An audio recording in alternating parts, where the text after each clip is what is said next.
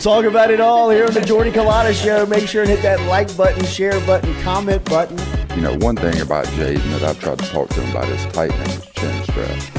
Because he doesn't tighten it, so every time he gets hit, it looks like his helmet's all messed up. And it's like, oh God, he just got rocked. For the win! Caught! It's good! LSU does it! After fucking Saturday night in Tiger Stadium, boys! Are you kidding me? Well, LSU fan came stuck his spike in my booty.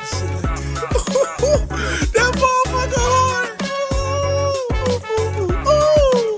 Fan brought his 2 grandkids by and literally was just 30 seconds, just wanted to say thank you for the team and the season and what you did and how much it means to everybody here is truly what makes LSU special. Yeah.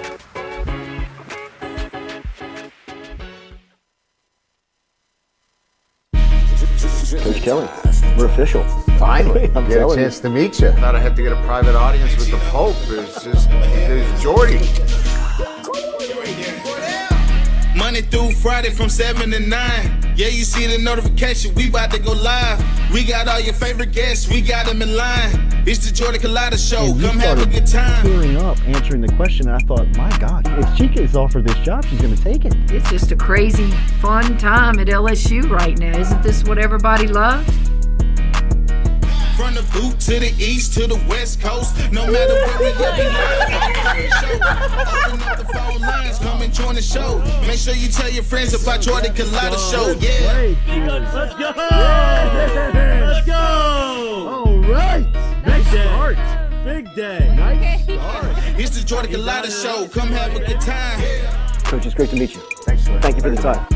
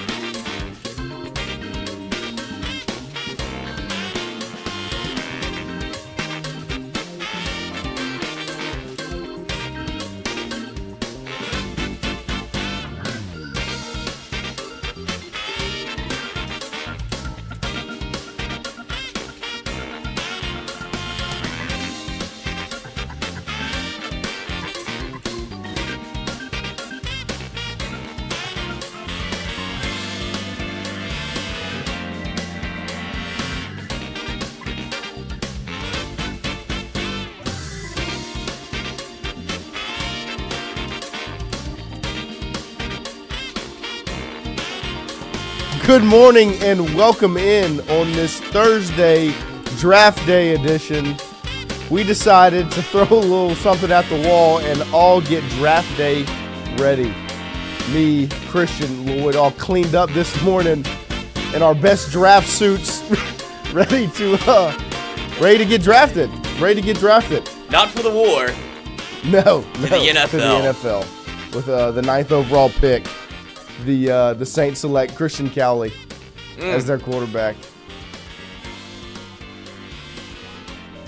No. Imagine Roger Goodell like on stage. Like goes, just freaking wreck somebody. Yeah, or he's got a buzzer like we do. Yeah, he does. I mean, that would be great. Well, we're going to do a little mock draft later on as we get ready for the NFL draft this evening. And then Sabrion said, who died? The Saints' future? That's about right. Yeah, that's about right. We're in If you saw the press conference. funeral for the Saints. We have old Money Mick, gum smacking Mick, Mickey Loomis. What's your nickname for him? Pussy Lips Mick. we got PLM cut up from his presser yesterday when he met with the media. So we'll obviously break that down, listen to him run his mouth or not run his mouth, and reject questions. And we'll have all of that today, and we'll obviously update you some LSU baseball as they take on Tennessee this weekend. Lloyd and Mikey had Coach Jay Johnson on last night. Lloyd, how did that go? You know, we had a show at one point in this year when times were good. Mm-hmm. Not that great, but we tried to keep moving forward, but we kept going backward. I was like, we need to stop talking about the Northwestern game like at the end of the season. And you didn't lose a game in a regional or super regional. Now it's over. But it feels like nobody can move on from this thing. And so that was part of the mission yesterday, was to move on. Yeah. Talked a little bit about Jay's past. Played baseball for 4 years in college. Didn't know that until like Tuesday whenever I was looking it up. And I was like, that makes sense, because everybody talks about his high school days as a, how many she averaged a carry, Christian? Jay Johnson, California. I know that. 10.6 yards a carry. Also, down, forgot every to handoff. fucking bring this up. This is what it was. He also fumbled on purpose as a 12-year-old. They were on their own 1-yard line. Decides to basically hand the football over because he was thinking in his mind they were up 1 with like a minute 50 left. He's like, if they score now, we can get the ball back and score and win. And so that's what they did, as opposed to going 3 and out, punting, and they scoring with no time left. He decided to fumble on purpose, give the team 6 points. They were up whenever they got the ball back. Right. They're only down 6. They score, kick the extra point, and win. At 12, he was making these decisions. Always playing. He didn't tell the coach. That is a psychopath. Yes, I'm glad he's ours. Yeah, 100%. And not everybody's glad. Did you see the tweet yesterday of it was like every day that passes, these two guys look more like talk him about and this. Coach Joe. I wanted to lob that up for you, unless you take it away. I mean, it's unbelievable. I had to it's right here on my timeline right now. STTDB-who-let's dance unfollowed. Yeah. But my God, like, he's defending this take like it wasn't a bit. Like, he's like serious. Yeah, like if it would have just been a joke or something that you can, How many comments get do you over. think? God, I feel presidential. You should. 4 score. 4 scores and 7 years ago. Huge. Goosh! Do. China. Missed me. Well, But, China. Minnesota.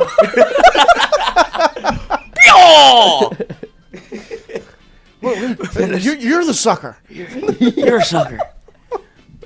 But get that. Do you have that tweet pulled up? I'm not a sucker. You're a sucker. Yes. Speaking Walked in, of I said, suckers. wow, this guy's a sucker. You're a sucker. Oh, speaking of suckers. I'm starting to look at these two the same way. I pray I'm wrong, but Jay is losing my faith. Can we just take a second and understand Step back. that what Coach O did was win a national championship in 2019, right? Get so far in his own way. He was the only one that could have gotten in his way. The only one that could have ruined what was going on at LSU at that point. Nobody was sitting higher atop a mountain. No, he got rid of Joe Brady, because Did get rid of him. He left. well, yeah, but I mean, Joe Brady leaves. Dave Because Aranda, Joe Brady probably saw the writing on the wall. It's Yeah. like, this man hasn't been to work in a month. Dave Aranda leaves, He was terrified. and he goes out, and who's he bringing in as a defensive coordinator? Bo Pelini, Bo Pelini. who notoriously hates going to work, Yep. was often seen at Geno's and then would fly across to the basin, would fly it, like drive in from New Orleans or wherever he was coming from for a 7 o'clock meeting on 2 wheels at 6:59 and come into the parking lot. No penance for that. Yep. That's your defensive coordinator the year after winning a national championship. People And just loved it. An all-out crumble. And then he has to fire that guy. He has to bring in everybody. He's got to bring in a new OC, new DC. Can't get out of his way again. They go 11-11 the 2 years after winning the national championship in an undefeated season, the greatest team of all time. And Jay Johnson won the national championship with one of the greatest teams of all time in 2023. Turned around, was one pitch away the next season from hosting a super regional. And right now, what's their record? What are they? Let's see. 30, LSU baseball. 35-7, 35-6, something like that. 37-5, They are 34-8, 34-8. 12-6 in the conference. The hardest conference in the country. 2 They've years, lost 2 in a row. The second year after winning a national championship, they're 34-8, 12-6 in the conference, and Looking like a national seed. looking like one of the top 8 national seeds. But he and O are the same. But now, because they lost a midweek game to Northwestern State, and don't get me wrong, embarrassing game, ugly loss. You got run-ruled by Northwestern State in Alec Box. It's disgusting. Every time you say it, it's just like, can't happen. It makes me want to vomit. But there is no comparison between Coach O and Jay Johnson at all. Like, None. it's almost laughable to even They couldn't be farther from the same person. after the national championship, we were like Chris Blair comes on the Jay show. would die if he lived a day in Coach O's Oh, my life. gosh. Like, his body's not ready for that. Well, didn't Chris Blair come on and say that, there was a point where there was one office light always on in the early 2000s, and it was Nick Saban, and now every time he drives up to his office, there's always one light on. One car still in the parking lot. And it's Jay Johnson. Coach O, love him to death. His car was there, but he wasn't there. Like, I love Coach O. I'm glad he brought me 2019, forever indebted. Coach O didn't care that much. Yeah, No. he cared about LSU. He cared about football. He cared about himself. Hold that tiger. Jay Johnson cares about winning and winning only. The only thing he ever tweets out is that tiger emoji. He couldn't make it simpler. Like, oh, fire this one off. Like, I have to tweet this. Yeah, like, he'll do it because it's all about recruiting. Right. Like, got you another one, boys. Coach O was hold that tiger. I mean, it's Let me just beat the drum in the office at 4 a.m. alone, nude. right. And so, I mean, like, I saw this tweet yesterday. I almost threw my phone out of the car window because I was just like, there's no way we're serious about this after a midweek loss. Was it ugly and embarrassing and disgusting? Yes. All of those things can be true. Jay Johnson has in no way fumbled success the way that Coach O did at LSU. Not even close. I mean, last year's team was not that talented, and they were one pitch away from a super regional, hosting a super regional. This season, they're set up to be a top 8 seed again in the postseason with an extremely talented team. Now, are they in a slump? Did they lose a midweek game? Did they get swept by Auburn 2 weekends ago? Yeah, all of those things are true. But I guarantee you'll be thinking a whole lot differently if they put their cleats on, or they get out on the field and they take care of business against Tennessee this weekend. I would like to see that tweet again. I would like to hear the defending of that tweet if they take care of business against Tennessee this weekend. Well, I think that's part of the issue, right? Is because of when you lost to Northwestern State, all eyes were kind of like on you at this point. Like, people are paying so much attention to LSU baseball. Then you get 10 run ruled at home against Northwestern State. People are like, I'm out. Right. And they're looking to the Tennessee series. You're gonna get swept at home. Like, what? You don't have any data to back that up. Baseball, man. Like, anything can happen. You've had a bad feeling about LSU going into certain series, and they've gone out and Kate Anderson's thrown a no-hitter. Anything can happen. And then that was a problem. Why'd you let him throw 135 pitches? Can't do anything right, man. Yeah. Oh God. Because he had 6 days rest. Why are you testing things out on Suck it. Why are you testing things out in a midweek game? That's another thing that is like. When else are you gonna do it? Fall ball? Yeah, I heard that take. Yeah, fall ball. Yeah, you're not getting a real game experience of testing it out. And guess what they did in fall ball? Tested it out. Go to a scrimmage. Jared Jones was taking ground balls at third. Yeah. And it was, okay, this is something that's doable. They've flirted with it a handful of times during the season where Jared, whenever they're making offensive subs. It's not like the first time you've ever seen him do it. Brady Neal saw him at third base and tried to lay down. Yeah, he made a heck of a play. Like, you're like, okay, maybe you can't. That's what had me bought in. I was okay with it solely because of that play against Alabama. And you're trying to, make no bones about it. LSU's offense is sputtering and struggling right now. So you're trying to get every bat in the lineup that you can. You're trying to get Jake Brown in the lineup. You're trying to get Pearson in the lineup. Yes. You're trying to get Fry in the lineup. And you're trying to get Bear Jones, obviously, in the lineup. What allows you to do all of that? Moving Bear Jones to third. Yep. God forbid. On a game that was rain delayed and played in the rain, he makes a couple of errors at a position he doesn't play all that often. I think if it's a clear day, normal day, probably doesn't happen. Wet ball. Yeah, I mean it. Not that big of a deal. Take a couple. It's a midweek game. We man. talked to Mikey about whatever he had Joe Madden as a manager, and he set the lineup to a phone number. Like people, it's a long season. You take some chances. 867-5309, and they won. Like, it's a midweek game. I have never, and don't get, like I said, it's embarrassing that you got run ruled by Northwestern State in Alec Box. Yes, it's embarrassing. It's something that should never happen. The season is, I've never seen so much meltdown after a midweek game than this. I mean, what, they lost to who? UL? They lost to ULL and Nichols the national championship season. Jay has lost. They lost to Southern last year. He's lost 3 midweek games in 3 years. Like, you're spoiled. Like, it's one game. It can be a completely different team that shows up in Alec Box tomorrow night. Glimmer for that. If you're not hitting, there has to be some thought of having your best defense out there because the games will be close, not load up on hitters. I agree. And that's probably going to be the mindset this weekend. But in a midweek game against Northwestern State, see if you can get out of that slump by just letting everybody swing their bat. Yeah, it's supposed to be fun. Give everybody an opportunity. See if you can score 10 runs. And lest you forget, before the rain delay, you scored 2 runs in 2 innings, 2 solo shots. Jaden Newt was shoving. Yeah. Like that was that is such a game that you can what?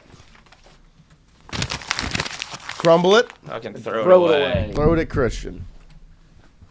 Like, not that, like, okay, I'll erase the lineup, I'm sorry. Yeah. I'll do it again. I would do it again out of spite. Of course you would. That's why I'm not the head coach. Definitely. Because I would not do it again. But I'm not opposed to trying it. Seeing if you can get out of that slump. You didn't. You're still not hitting the ball very well. It would have been nice for it to work, but it didn't work. You were going to sacrifice defense and hope that the offense could get back in line, get back on rhythm. That didn't happen. And you still suffered the defensive consequences for trying to do that. So, Henny, nobody cares about baseball. Buccaneers own the Saints and have for 5 years. Hey, motherfucker. No. Everyone knows that. The most iconic franchise in the NFC South is the Saints. Nobody else. The Falcons. No. Bucks. Absolutely not. The You can have Tom Brady. You can have Patrick Mahomes right now. The Saints will still run that division. Doesn't matter. You can win the division, but we'll always be more iconic. Love it. You know that Get the them fired Saints up. are, like technically one of the most losing franchises of all time. Like Have You got just- you way just- more aura than the Buccaneers. you just grew up in the era where the Saints were good. You Yeah, did. that's As all did you I. need. Yeah, I mean, that's all he knows. You know how they got we got Reggie one. Bush? You know how you get the 2nd overall pick? You stink. yeah, we got the 9th. Yeah, you know how you get the 9th overall pick? You stink. You stink. So You bad. go 5-12. Ask Money Mick. It's all right. PLM. We'll be back. Hopefully. Andrew Messina said, even you don't believe that, Christian. Christian, Hey. Casivio, Yeah, Christian, that's, eat your you can peas. see it felt like a lie. I didn't say better franchise. I said more iconic, more recognizable logo, Okay. better colors, better stadium, way better stadium, better city. I agree with that. Definitely better stadium. Definitely better intangibles. stadium. The intangibles? Intangibles. That's what you like? The intangibles? Good morning, Muffin Munchers. Sabrion Green, this is pre-draft conference. I will not be answering questions about Derek Carr. Yeah, we've got Money Mix press conference cut up this morning. Christian went hard to work last night. Got pissed off while doing so, listening to Mickey Loomis. I think the viewers will get pissed off watching it. Yeah, no, I mean if you didn't see it, was we're gonna not- show you some clips from it because it was pretty bad. You know, I listened to some of it yesterday, and that was one of the worst press conferences in a time where you need positive PR. If you're the Saints, you need something good at a press conference. You got the complete opposite. So here's the real story of the press conference: is Mickey Loomis obviously gets asked about Derek Carr. Why wouldn't he? Your quarterback that was your starter quarterback, franchise quarterback, you know, because you paid him $150 million, now has this phantom shoulder injury that he's going to have to get surgery on and not play quarterback for you while you pay him $40 million. And you're going to get asked about him. And so here's the first clip of PLM opening with his statement on Derek Carr, and then the questions continuing to roll in. Yesterday. Yeah, look, appreciate y'all being here. I understand that you've got a lot of questions.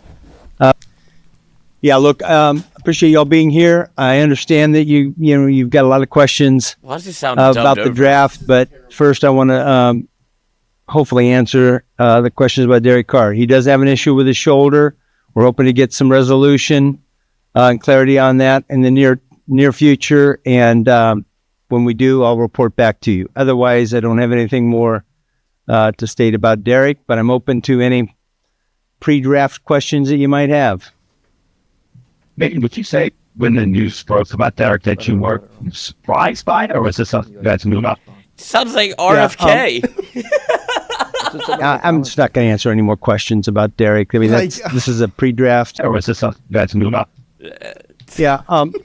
Already drinking his water. I'm just not going to answer any more questions about Derek. I mean, this is a pre-draft. If you have questions about the draft, then I'm more than happy to answer those. But in terms of the roster and Derek, I'm not going to answer any more questions about. So this press conference is solely about the draft. Nothing else. That's all it's about. This is a pre-draft press conference. I, Mickey Loomis, only want to answer questions about the draft. I don't want to answer questions about anything else other than the draft. Well, if you didn't know, he goes on to continue and discuss, obviously, Trevor Penning's fifth-year option and Olave's fifth-year option, so things that don't involve the draft. But this is my thing. You open up the press conference with the Derek Carr news and your statement on that, I guess, if you want to call that a statement on Derek Carr, the fact that there's an injury, we're looking for resolution on that and some clarity, and that's it. And you're going to open up with that because you know that question's going to happen, and then you're going to end it by saying, but that's all I want to say on the situation. Like, I don't even think these microphones worked. Fonz is thinking the same thing I am. Like, what? He goes, it looks like they bumped the volume in post and then redubbed over it. Yeah. That's what it looks like. Like, you're not even prepared for the press conference. At all. and you know you're going. And I don't know how Mickey runs his organization, but I wouldn't be surprised. He's like, "Hey, I feel like talking today." And you have RFK. If you have autism, you won't be able to play baseball. What are we talking about? Oh well, at least you ever seen Zach Greinke pitch? They did solve one thing with this press conference is they got rid of the gum. Mickey's not chewing any gum. No, he's got the water now. He's got a water bottle. He's got the water. He drinks it after every question. But that's a good question. He's got the Diddy water. He's got baby oil. Ecstasy water. Sitting in gum. Yeah, and there you go. That's where his gum went. Yeah. He was chewing on a ball sack last time. Nice. But I mean, it's just how stupid of an opener to the press conference is that? I mean, you know they're going to ask the question. Just answer it. But this is the reason he's not answering it is because he's got no earthly idea. They've got no clue. He knows that they made I hope he knows. He might not know that they made a terrible decision with this quarterback. And that the current position they're in is beyond embarrassing. And so he's dodging. If he had his way, Dennis Allen would still be the fucking coach. Yes, it'd be Dennis Allen, Derek Carr till the day we die. Yeah, till the wheels fall off. Well, they're off, buddy. But one more pass around Canal. This is my biggest thing is just even watching that clip, looking at him sit down and open his press conference. That's the most comfortable man in the world. He feels none of the pressure. Glibber, you're right. He does. He looks like he got dressed in his car. Pre-draft questions that you might have. Just threw it on. Yeah, I mean, he's wearing he's wearing a shirt with a design on it with a plaid suit. Yeah, Jesus Christ. You got clashing designs, Mick. Yeah. It's just like your organization. Check these guys out. Look at us. This is how you wear a suit, Class, Mick. all the way, elegance. This is how you wear a suit, Mick. Wear a tie. You're a general manager. Put one on. Even Christian's got a tie. He didn't even know how to tie it this morning. Figured it out. He figured it out. Figured it out. But I mean, we'll go to the next Mickey Loomis question, where Mickey talks about his record with trading back in the draft, because that seems to be something they might do. And this will set up the next two clips will be him talking about his record trading back, and then talking about moving back, and like Christian said, he gets a big old swig of that water that he's got next to him. Well, look, I know my record says something different. I've never been against trading back. It just appears that way. I think when you have a new coaching staff, obviously we're getting to know each other. We're getting to know each other's philosophies. We've talked, Kellen and I have talked a lot about draft philosophy, about what he wants to get accomplished in year one, where we're at, all those things. So it comes into play, yes. But I think how I feel about things and philosophy hasn't changed, and how he feels and his philosophy hasn't changed either. We're just trying to communicate that and make sure we're on the same page and aligned, which I think we are. It's been a fantastic experience so far. So I don't know if that answered your question. Not really, Mick. It's unbelievable. I mean, he did not prepare anything for this press conference. How did you not know you were going to get asked about moving back in the draft? He prepared the one line. I know my record says that I don't move back, but I'm not against it. And that was it. That was all he said. Yeah. That was the only thing he prepared. After that, I could see it in his eyes. It was all BS from there on. Everything he was saying was just trying to fill the air. Trust me, I'm a mass communication major. You know how many papers I had to write where I needed to get to the word count? I know how to fluff up a paragraph. That's what Mick was doing. You know how many periods I made bigger? I mean, that's what Mickey's doing. Font. Let's make this one 14. The real trick was moving the indents in. Yeah. Yeah. Indents in. Yeah. Now the real trick, I guess you can just ask the computer to do it for you. Yeah. And then that benefit. Here's Mickey doubling down on his conversation about moving back in the draft, and then just harassing that water bottle. The way he was harassing that gum last year. Molesting the water bottle. I mean, just touching it in ways it did not want to be touched. That poor water bottle. Did not sign up for this. If I'm Dasani, I get out of my contract with the Saints because. I mean, I don't recall ever being burned by that. But my God, there we go. I would say this in general. When I look at it, look, I believe in our evaluation process. I believe in our grades. I mean, I don't recall ever being burned by that. There we go. it's a disaster, dude. Absolute disaster.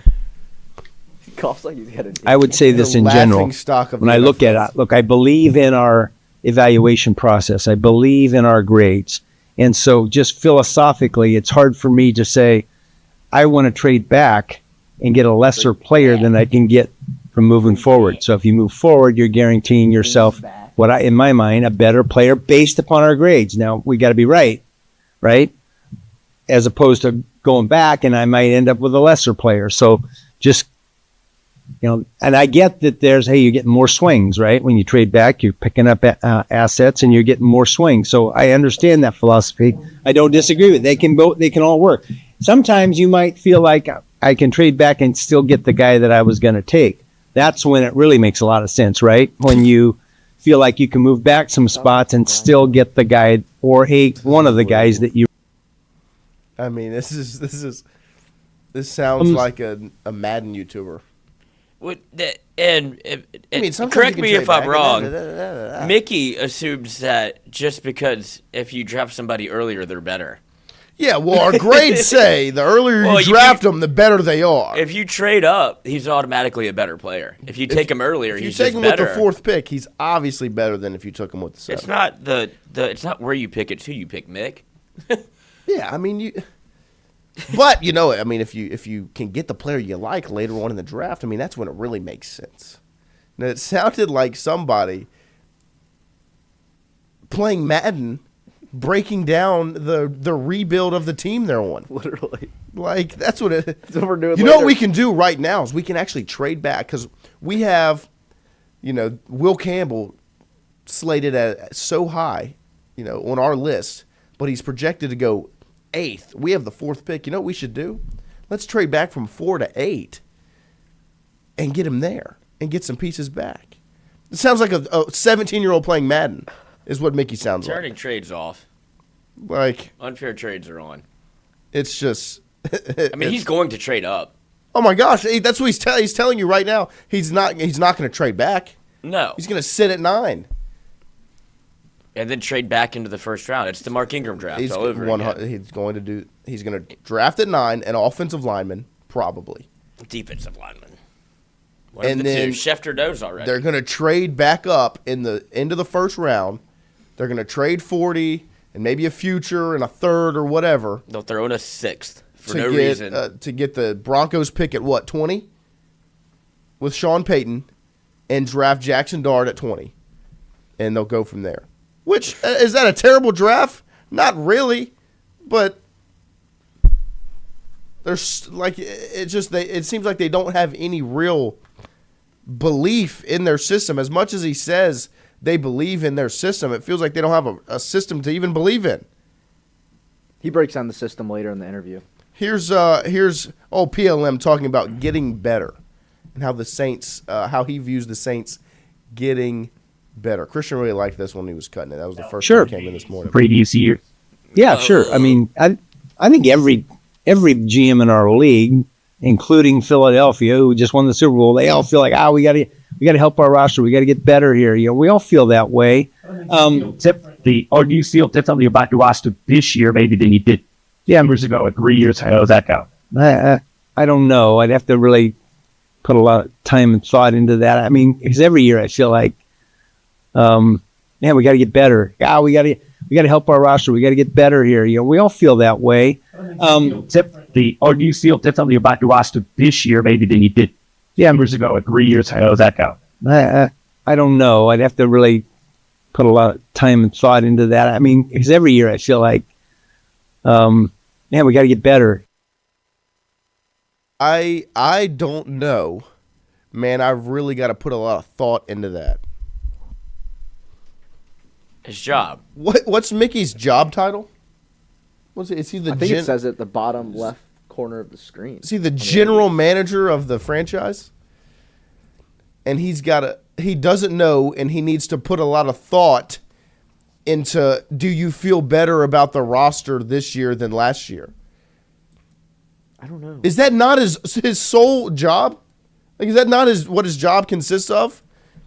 Is building the roster that you feel good about or you don't feel good about, and that's what you're supposed to do. You're supposed to know how you feel about your roster. That's like job number one. Understand what you have on your team, and he doesn't. Why would you work, Mickey? But then again, as much as we can get mad at Mickey for the things he's saying and the way he's acting, why would he act different? Because he's going to get no consequences for his actions, the things he says. Christian, do you think Gayle watched this press conference? No, absolutely not. That's point blank period. That's the deal. He can do whatever he wants. 3 years ago, which is what, do you feel better about your roster or where you're headed with your roster this year, or even go back 3 years? Do you know who your starting quarterback was 3 years ago? Andy Dalton. And you're like, I don't know if I feel better about it or not. So you're telling me you signed Derek Carr to what contract? And you don't know if you're in a better spot with Andy Dalton or Derek Carr? Ian Book started the last 3 games. Yep. But I don't know if we're in a better spot. I really have to look into that. I mean, that's kind of your job. Like, how much confidence do you have going into the draft now that your general manager sat in front of the media and said that he needs to sit down and look into the roster? Who made the signings? Those are like automatic, like, yeah, the roster's better because we made, these three We signings. brought in Justin Reed and Devon Godshaw, and they Brandon fit. Cooks. These guys fit the new coach's scheme, and Staley and Moore and Nussmeier's scheme. Who signed those guys? Because he doesn't know. Obviously. He didn't do it. I mean, do you have confidence in the draft now when he says that he needs to look into his roster? I don't think he can mess it up that bad at 9, but I don't think we're getting the best possible option with the 9th pick. At all. Or trading back or trading up. I have no confidence going into the draft tonight when he sits at the press conference and says, when he's asked about the current state of the franchise and the roster, says that he needs to sit down and look into that. That's what you do to prepare for the draft. You look at the spots where you need a player. He says that a lot. Yeah, because he's not doing anything, and he doesn't have to do anything. So I can't even get mad at him for it because he doesn't have to do it.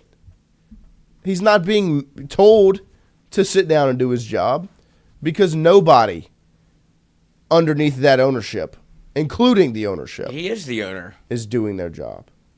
I mean, would you rather this current state of the Saints or have Jerry Jones? Like, he's the shadow owner of the franchise. Yeah.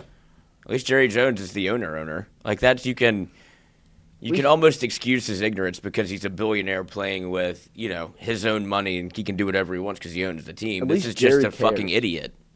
Yeah, Jerry does care, but he cares about himself. Mick doesn't care. All he cares about is not getting caught. Yeah, he doesn't even know to care. Like, that's the other thing that's laughable is he's not even a good liar. Like, he's not even good at BSing. Like, he's sitting in this press conference trying to pretend like he knows something, and he's still not good at that. You couldn't be less prepared for something that you knew was coming. And Yeah, you don't even have to do it. At all. Like, nobody's making you do this. It's no State of the Union where you have, how many other GMs held a press conference yesterday, a pre-draft press conference, where all you're going to do is get questions about your quarterback who's holding you hostage. You're like, we're not talking about that. Because of decisions you made. We're only talking about the draft. Oh, well, now, I'll give you that one. We're not going to re-sign Penning. We're not going to sign him to his 5th-year option. But we will take Olave's. Love him. Yeah. That has nothing to do with the draft. Here's Mickey talking about the Saints drafting a quarterback, and he has quite the moment here that really got to some of the fan base as they watched him question how many picks the Saints had in the 2025 NFL Draft. Good question. I don't know that I can answer that though. I mean, look, the guys you fall in love with at that position, you feel like are immediate players they're going to be taken in the top, 7 or 8, 10 picks, right? That's just the nature of it. That doesn't mean that you can't find a really good quarterback later. Just more often later, it's more speculative and there's more development that's required. So, I think that's what's the difference between taking someone in the top 5 or 6 versus taking someone later in the. Explaining us like we've never seen an NFL draft. Right, before. I mean that's like he's the only one that's cracked the code on this. He's thing. the only guy in the United States, in the world, that's figured out how the draft works. When it comes to a quarterback, it's somebody that you've really got to love. And the guys that you really love, you love them because they can come in right away and perform for you. And those guys are going to be gone in the first 7, 8, 10 picks. I really thought it was interesting that he pointed out 5 or 7, 6. 8, Not 10. 9. Like he not that he needed to include 9, but like that the first thing he goes to, you could say top 3, top 5 picks, but he goes 7, 8 because of the 2 picks before pick 9. The one he has, if he knows that. But you can still get a quarterback that's good later on in the draft. Thank you, Mick. Thank you for letting us know that. I had no idea. I was so unaware that you could get really good quarterbacks with top 10 picks, but you could still get a good quarterback later on. But he's just more of a project. Yeah. We know. I'm very. Oh, you're telling me. Tell me Spencer Rattler's a project? You're telling me Joe Burrow's not? You're telling me that Jaden Daniels can come in and perform really well year one? You took him first overall. That's why he's a second pick. Second overall pick. Joe Burrow was the first overall pick. They didn't come in to sit. Right. Because you can get a good quarterback in the top 10. You're telling me that you can get a good quarterback later on, that Dak Prescott worked out? Yeah. Was he a 4th-round pick? Ian Book. Who was the other cat for Mississippi State that they took in the 6th round, 7th round? Nick Fitzgerald. Yeah. You're telling me he's the project? No shit. Yeah. I mean, just absolutely laughable. Here's Mickey talking about Tom Brady. You can always swing and get that. Yeah, I mean, if you want to, you can really just leave your quarterback selection all the way up until the 6th round, because you can get a guy that'll win 6 Super Bowls. Tom Brady get drafted in the 6th round. Except to trust your evaluation process. Yeah, I mean, so anything's possible. Trust how you grade him. Trust your grades. Why would we take a quarterback with the 9th pick when you can get Tom Brady in the 6th round? Yeah, because it's happened so many times since then. Here's Mickey talking about the fan frustration around their record last season. No, look, I can't.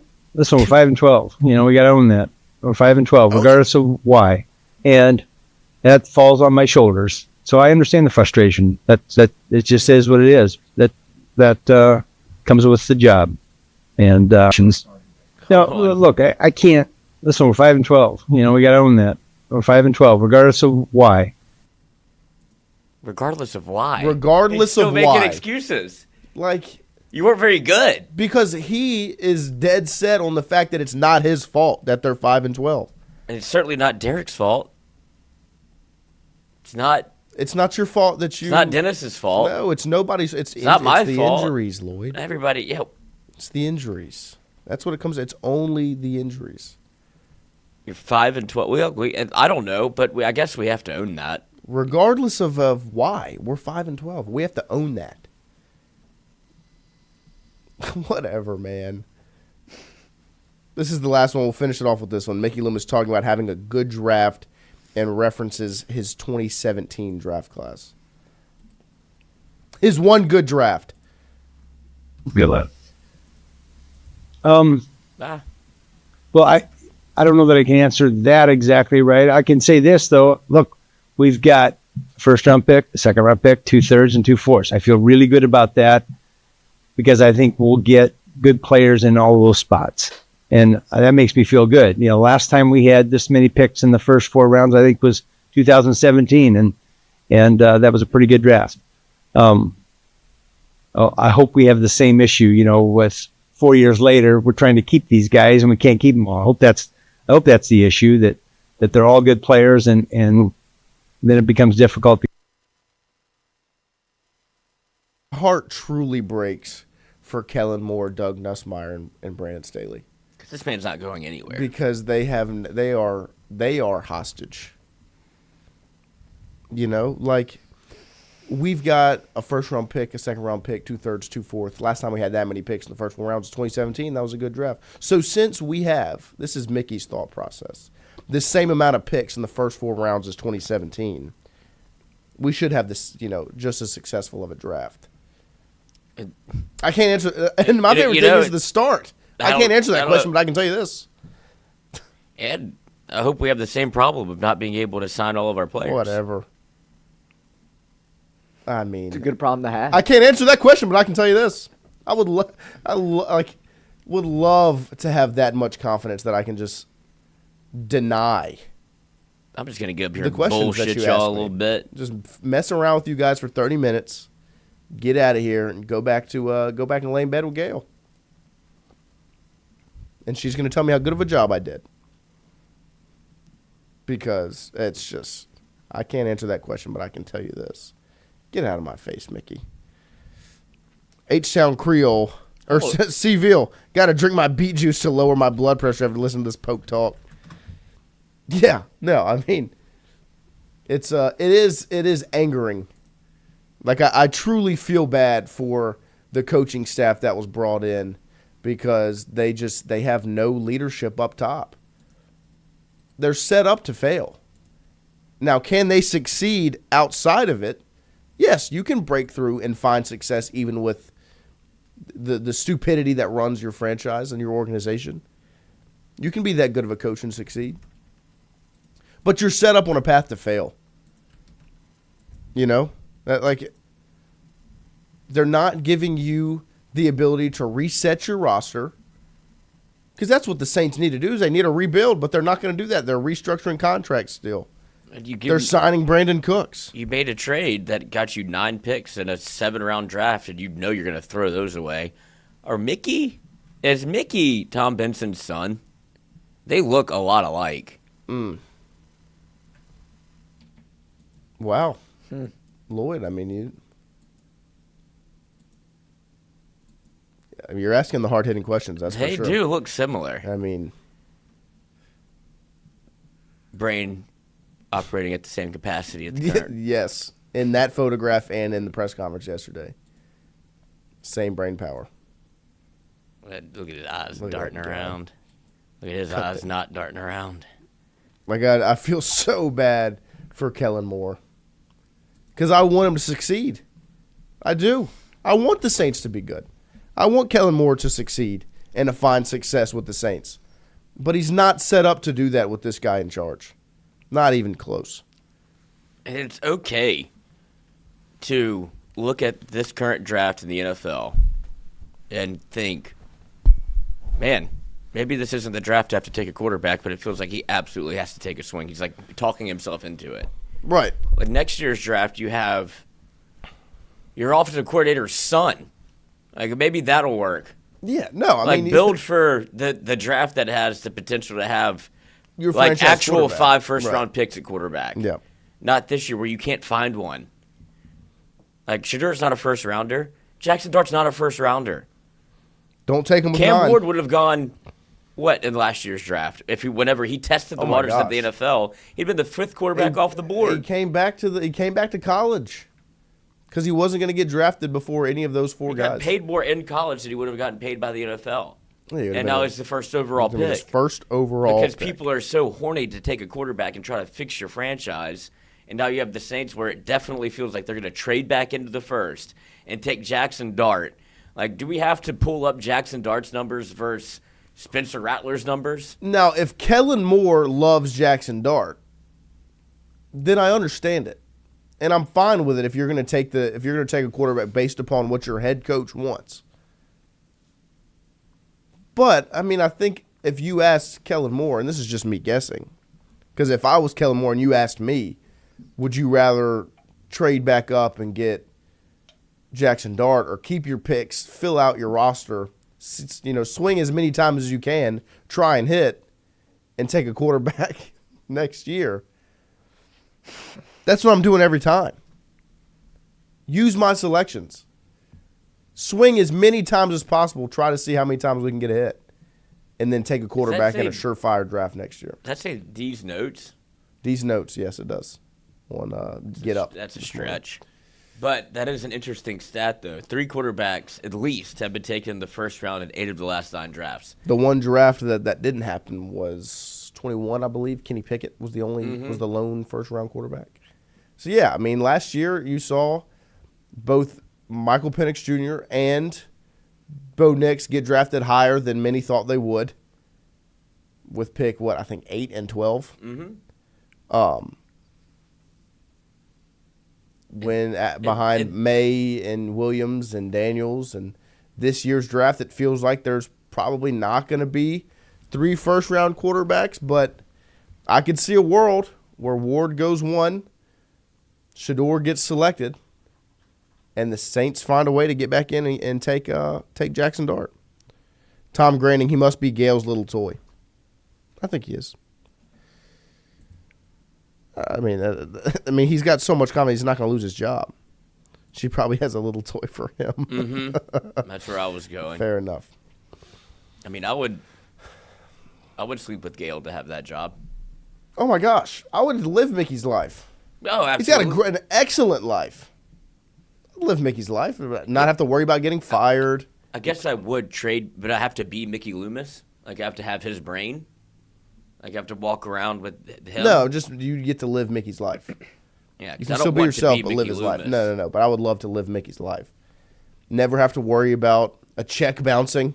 The guy walks into doors on accident. Like, maybe on purpose. Probably on purpose. A lot of golf, country club. Yeah. Living the dream. Not have to do your job. Get asked about the number 1 role you serve and say, I can't answer that. I don't know. I'll have to look into that. It's today. It's unbelievable. The Your draft time is up. The draft is tomorrow, Mick. Oh, P-Dub, so do we just hate him because we ain't him? I think so. Yeah, there's a bit of jealousy. Honestly, of course I'm jealous. I would love to live Mickey's life. He was wearing a nice coat. His sports coat was nice. Yeah, it would have been nice for his designs to not clash in that suit, but I'm sure it's a nice suit. I mean, I haven't seen the undershirt under a button-up in quite some time. Yeah, it has been a while. Glimmer Fredette, punish him, Gale. Yeah. Lord have mercy. We'll take a quick break. Turn the vibrator up. Try to recover from listening to old PLM talk, and we'll be back here in hour number 2 this morning on Draft Day.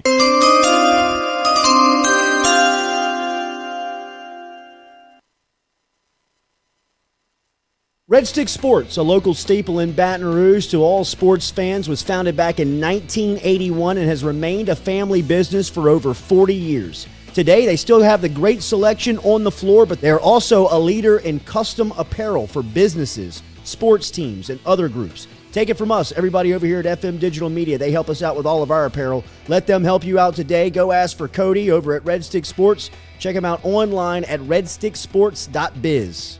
The Jordy Culotta Show is brought to you by Hebert's Lawn Maintenance. Commercial or residential, Hebert's Lawn Maintenance is ready to work. Hebert's can tackle all your homeowners association requirements. Call Blake at 225-485-8022. Hebert's Lawn Maintenance. Are you looking for sound financial advice? Then get in touch with Daniel Newman of Edward Jones. You can call him today at 225-261-8262 or email him daniel.newman@edwardjones.com. If you're planning for retirement, saving for college, for children or grandchildren, or just looking for sound investment opportunities, get in touch with Daniel today, 225-261-8262, located on Magnolia Square Drive in Central. Daniel Newman of Edward Jones. Well, the Oscar Andrews Sports Medicine Institute collaborative effort was an idea from Dr. Andrews and myself to bring together 2 great names, the Andrews name and the Ochsner name, to elevate the quality of care for athletes in the state of Louisiana, where he's from. I always thought I would come back to Louisiana and practice orthopedics with my subspecialty being sports medicine. This was an opportunity through Ochsner's to come back and work the entire state to help develop and take sports medicine to a new level. As an orthopedic surgeon, what this means in the future in terms of, access for our community to the type of care that Dr. Andrews pioneered, words can't describe how valuable that is.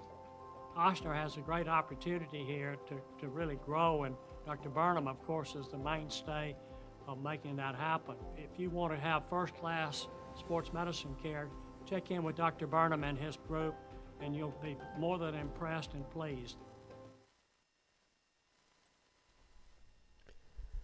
48 Insurance Agency, established in 1946, helping you with your home, auto, commercial, life and health insurance needs. Around in Baton Rouge at 4275 Government Street and online at 48agency.com. Whatever insurance you're in the market for, home, auto, commercial, contractors, life and health, get in touch with 48 Insurance Agency, 48agency.com, or give them a call at 225-383-0682. 48 Agency.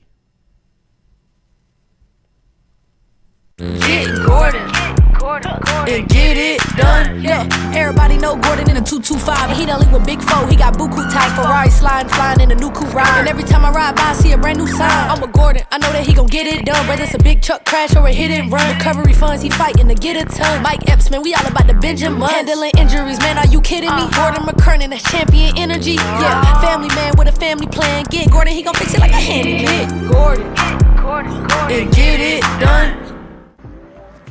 Welcome to Trifecta.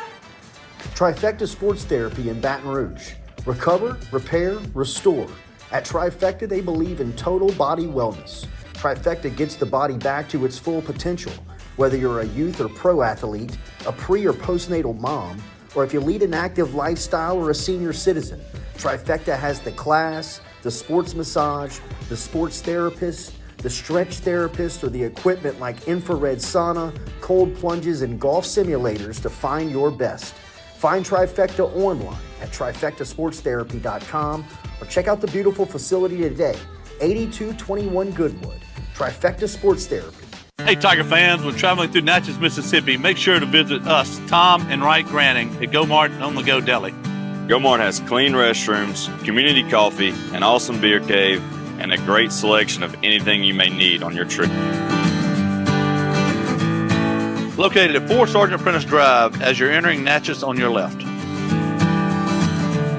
Also stop by Wardo's Po' Boys at 309 North Broadway on the beautiful Natchez Bluff, where everyone is family.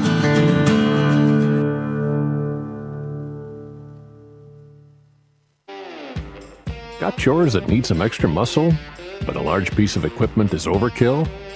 That's what John Deere compact utility tractors were made for. Powerful enough for the work you need to do. Compact enough for how you need to do it. Find the equipment that's right for you at Sunshine Quality Solutions. Check out our current promotions and learn more about what it means to be powered by sunshine at sunequip.com.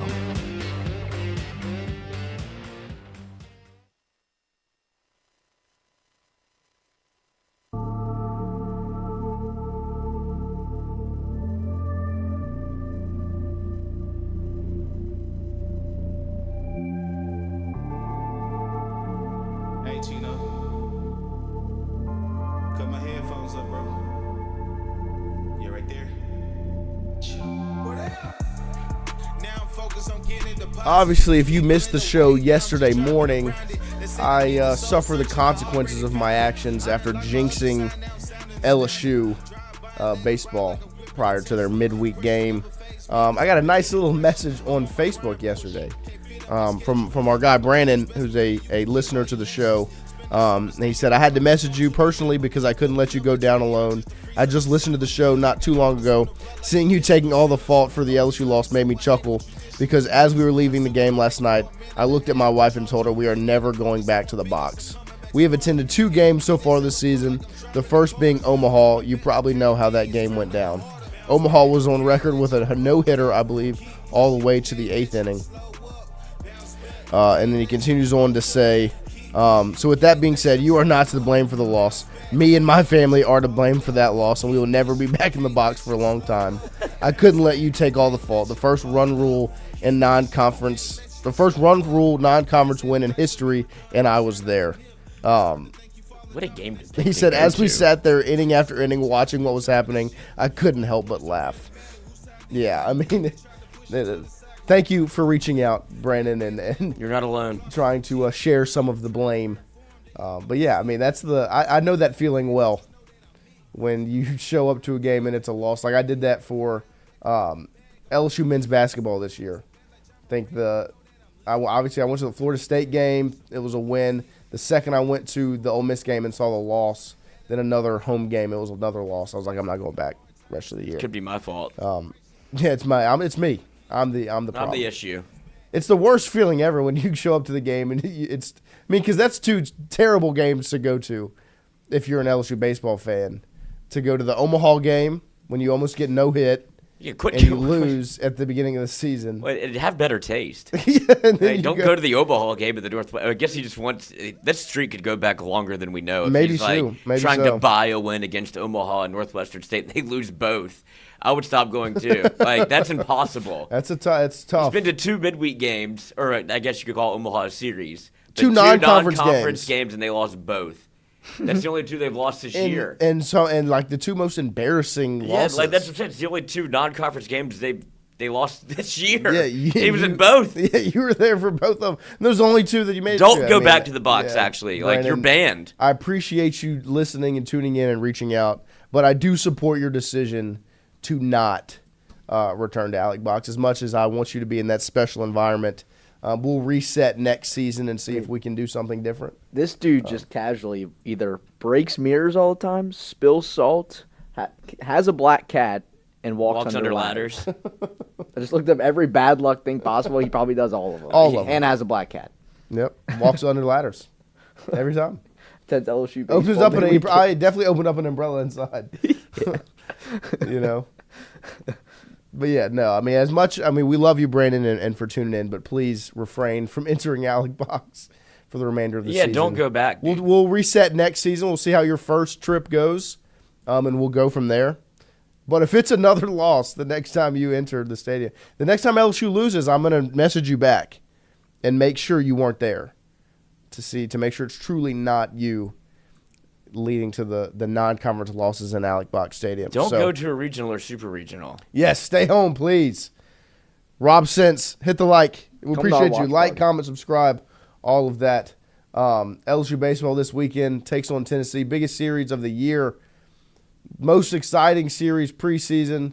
It's finally made its way here. 2 of the best programs in the sport taking on each other in Alec Box this weekend, Friday, Saturday, Sunday. We'll have the breakdown for you tomorrow morning as we get closer to game time. John Eads should join us tomorrow to talk some baseball as LSU gets ready for Tennessee. Hunter Hall, DM me his name. I've got tickets for him in 2 years when a random SEC team comes back to the box. We'll see, Hunter. We'll see about that. But like we said, we're wearing the suits this morning. NFL draft is tonight, so we wanted to wear our draft day best. I'm trying to look like Kevin Costner. See if I can get rid of all my picks and just to draft Vontae Mack no matter what.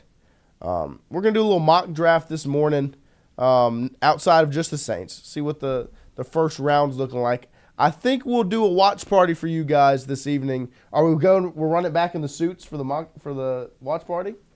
No. This is miserable. This is terrible. Yeah, I don't want to bring it to the cleaners. Yeah, no, I can't wait to loosen this thing up top. We'll do a watch party tonight for the NFL draft. We'll throw some entertainment in there while we're seeing who everybody picks. Obviously, with pick number 1, I think we're all in unison on who the Titans are going to take.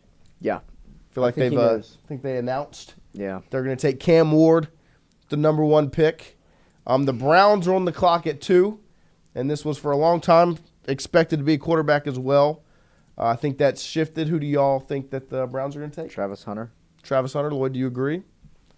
Yes. Travis Hunter, first non-QB off the board. Second player taken. I think the first 3 picks are pretty solid in place. And then you go New England Patriots. I think that one's set in stone as well. I think they take Will Campbell. Yeah, I agree. With that pick, you go back-to-back seasons, you take your quarterback and your starting left tackle in back-to-back drafts. And I think that Vrabel and Campbell are just like a match made in heaven. Jaguars? Ginty. You think so? Possibly. Yeah. Don't know why. Just reading a pretty good mock drafter here, so. Wow. So Ginty, Ginty with 4. His I mock's mean with 5. I don't know. I think there could be a couple different ways they go there. I think that they take Mason Graham, because I think they're in a good spot at running back because they've got ETN. Yeah. But I wouldn't be surprised if they go Ginty. And then Las Vegas. I think they go Ginty. You think I think the Raiders take Ginty. Me too. So I think it goes Graham then Ginty. And then with the Jets, they probably take the O lineman out of Missouri. Can you manually draft what we're saying? I'm doing it right now. Oh, okay. And then Carolina, I think they take Walker. Yeah. From Georgia, I think they go with an edge rusher. Man, it'd be awesome if you fell to 9. It would be electric if he did fall to 9. And then obviously the pick number 9 is the big one. I think that the Saints trade back. No. From 9. There's so many good options right here. None of what? They're not going to take. They're not going to take. They're not. McMillan from. And they're not from going to Arizona. take They're not going to take Shedeur. I wouldn't be opposed to Tyler Warren. I just feel like there are so many good tight ends in this draft that you don't really have to take him. I love the Will Johnson pick. Yeah. And I'm not opposed to the Kelvin Banks pick either, because I think you do need an offensive lineman. And if you look at the Saints draft history, it's usually been O-line or D-line. What are our offers for a trade back here, Lloyd? Do we have any trade? Well, there's no trade offers. No, because we're doing we would have to make that offer. We'd have to make the offer. Because I'm drafting for every. Yeah. I would say they probably, and I wouldn't be surprised if they go Michael Williams here. So I'll say that's probably who I think they're going to take. Me too. The edge rusher out of Georgia. And then that goes to Chicago. With that pick, I think they probably go Kelvin Banks, offensive line. I think they go Tyler Warren if he's available. Yeah, I mean, I guess it would be best available. So then that would leave San Francisco. What does San Francisco need? I'm trying to think of where San Francisco. I mean, they have Purdy. They traded Debo, right? Mm-hmm. Yeah, Debo's gone. He's a commander. I could see them taking a weapon. Yeah, I could see them going for McMillan for something that would. Yeah, I think that fits for me. Go McMillan. McMillan, and then Dallas. They take Shedeur. No. That would I don't think Shedor's on the board electric. long. You don't think he's going to drop? I think somebody might trade up to get him. I don't know. But I think if there's no trades, I just don't see him. I mean, if he's there for the Saints, like, I don't see them taking him. You think they pass on him? I think so. Shedeur will be there. They will have the option to trade back if Shedeur is there. And like yeah, good because someone's going to trade up and grab him. This is us doing a mock draft, no trades. Yeah, I think that they could trade back for Shedeur, but I think also there could be potential for somebody to trade up and go get him.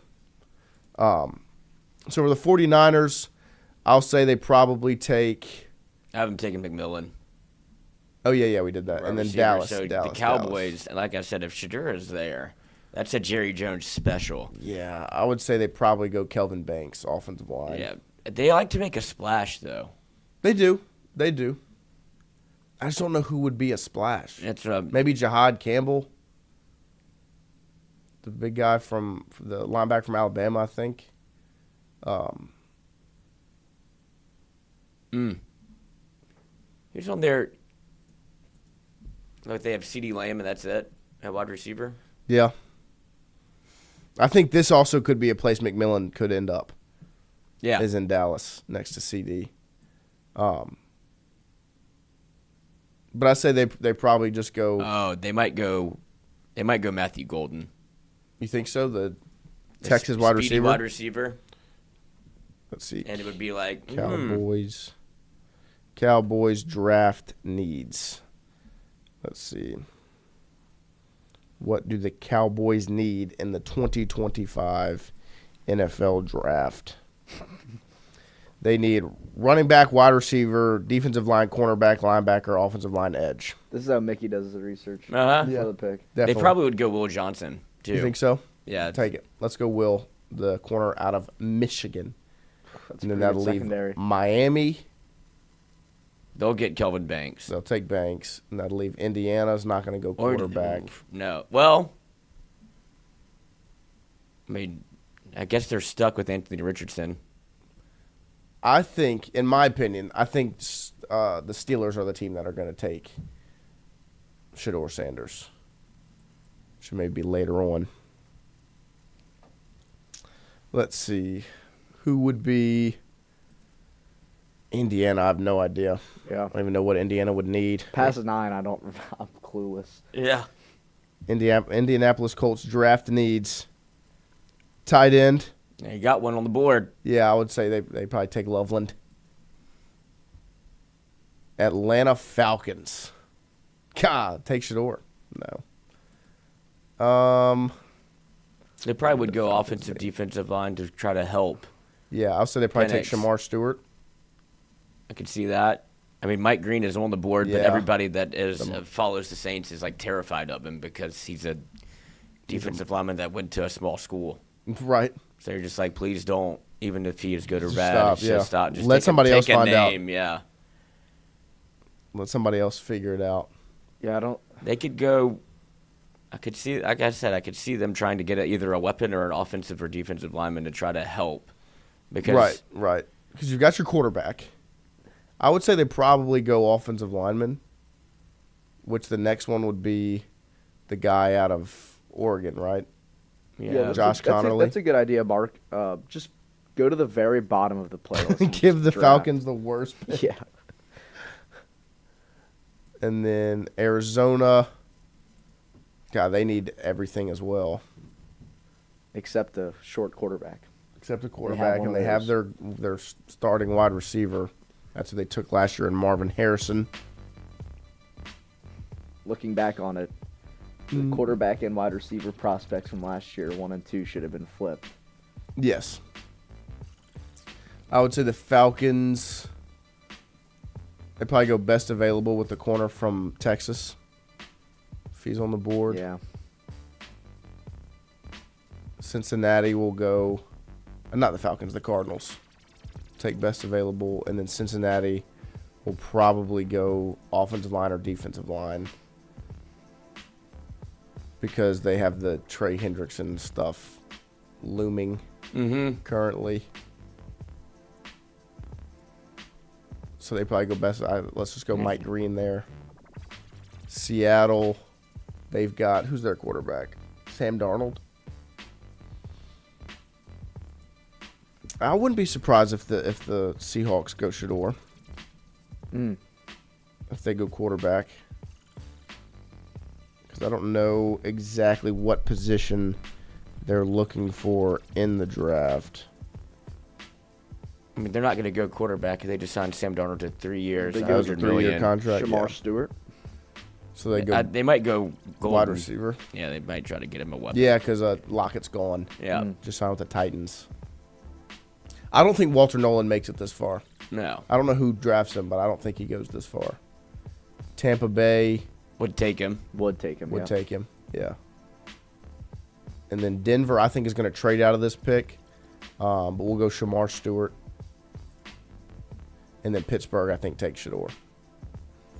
Chargers. Jihad Campbell. Malachi. Okay. Malachi Starks, yeah.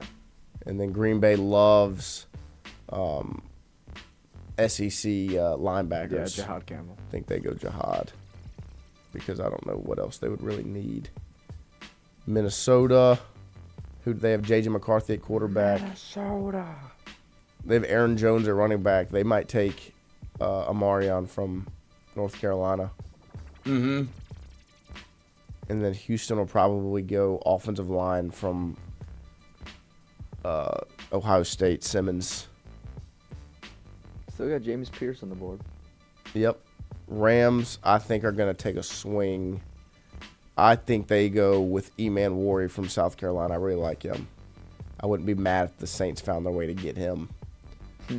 Baltimore, what does Baltimore need? Weapons. Nothing. I feel like they always try to get weapons. But I don't. I could see them Luther Burden. Burden. God, that's crazy that he's supposed to be the first receiver off the board. Oh, I like him in a Saints uniform. That would be great. They don't need a wide receiver. They don't need a tight end. They don't really need a wideout. Running back, they're fine. Quarterback, they're fine. They probably need a defensive pick. Or maybe they'll go Tyler Booker. Offensive line. God, they're so good. They are. That's what happens. You get like the back of the draft is way more. They would have to be just best available. Maybe one of those D linemen. Either Oregon or Michigan. Nobody's going to take a swing on James Pierce. You don't think so? I think he's too mentally unstable. So they'd probably go best available. Yeah, to one of these. And now the Lions on the board. They're so good too. Yeah, Detroit doesn't need an edge rusher. They're good there. They got Brian Branch last year. They don't need wide receiver help. They don't need wide receiver help. They don't need a tight end. Quarterback, they're good. Running back, who's their running back? Yeah, they're fine. They got Gibbs and Montgomery. Would they take a swing on the quarterback? Who's best available? Is it still the D lineman? That's who they probably take. Yeah, they'll find. They'll take a Michigan man again. Yeah, they'll go Michigan D line, and then the Commanders. So Jaden Daniels. I think this is maybe where Pierce goes, because I think a head coach like Quinn might see the talent guy and say we can make that work. We can figure it out. Buffalo. They're probably going to go wide receiver. No, they did first-round wide receiver last year. They're not going to do that 2 years in a row. Don't they need help in running back? Because aren't they struggling to re-sign James Cook? Yeah. I could see them going Quinshawn. They probably trade back, but I could see them taking it back. Scattaboo? Oh, that's who Dan Campbell's going to take. I don't know when. They might take Quinshawn. That seems to fit their personality. Chiefs probably. Who's the fastest receiver on the board? Offensive line? Is there offensive line up at the I top? can see them taking a Buka. Yeah. Or Luther, but yeah. Burden feels like that would happen for them. Give them Burden. They would find a way. Philadelphia. Jack Bash. Doesn't need anything. Jack Bash. They're going to take best available. Derek Harmon to fill the interior. Cleveland back on the board. This is where the Saints should be nervous about Jackson Dart. When it makes it back to here, I think Cleveland probably takes Dart. I don't know if Cleveland likes Dart, but I think Cleveland takes a quarterback in the second round. Who's their current quarterback situation? Deshaun Watson. That doesn't count. And Kenny Pickett. Didn't they go get Kenny Pickett? And don't they have old buddy from Baltimore that won a Super Bowl with Flacco? Oh, Flacco? Yeah. Yeah, they'll take a quarterback. It just depends which quarterback do you think it is. Do you think it's Dart? Do they go Milroe? I think they have to. They should go Dart. They should. That feels like a Browns pick. You think so? And then the Giants also need quarterback. They might go Milroe. So you might get 3 and 4. Or do they go Shuff? I don't know what. God, look at Quinn Ewers down there, man. I don't get it. Under Will Howard? I don't know. And Shuff? I don't know. I think the Giants are going to take a quarterback. I mean, Quinn Ewers they should feels take just Riley like Leonard. Spencer Rattler. They should, huh? Quinn Ewers is like, it feels just like Spencer Rattler. Yeah. No, I mean, I formerly don't completely disagree with you. Rising star in college. And they're going to go Shaw. You think so? Mm-hmm. Do it. Tennessee has their quarterback. What's still on the board?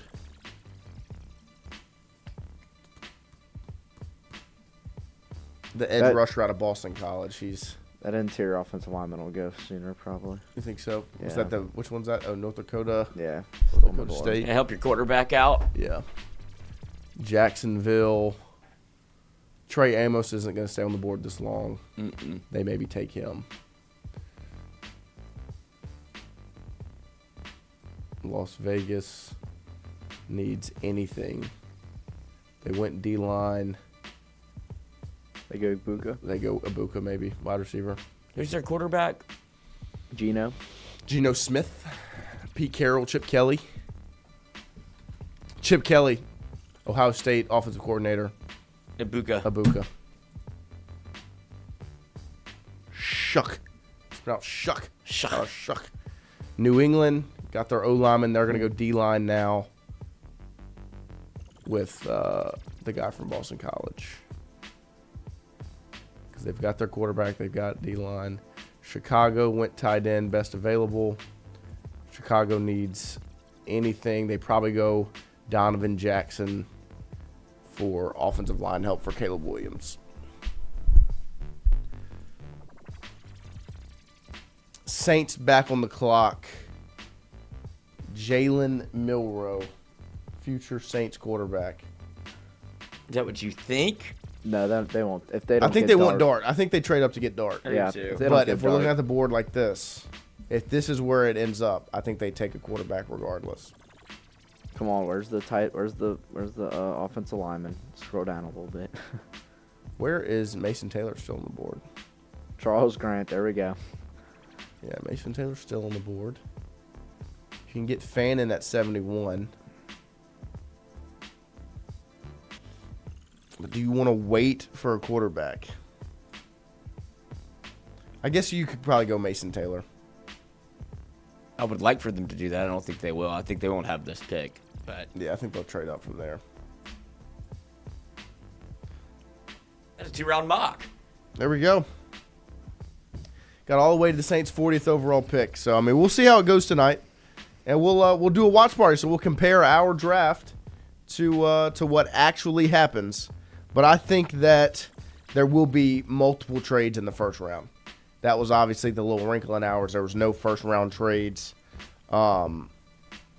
So, there's definitely going to be plenty of trades in the first round to mix that up so it doesn't How end up. many trades do you think in the first round this year?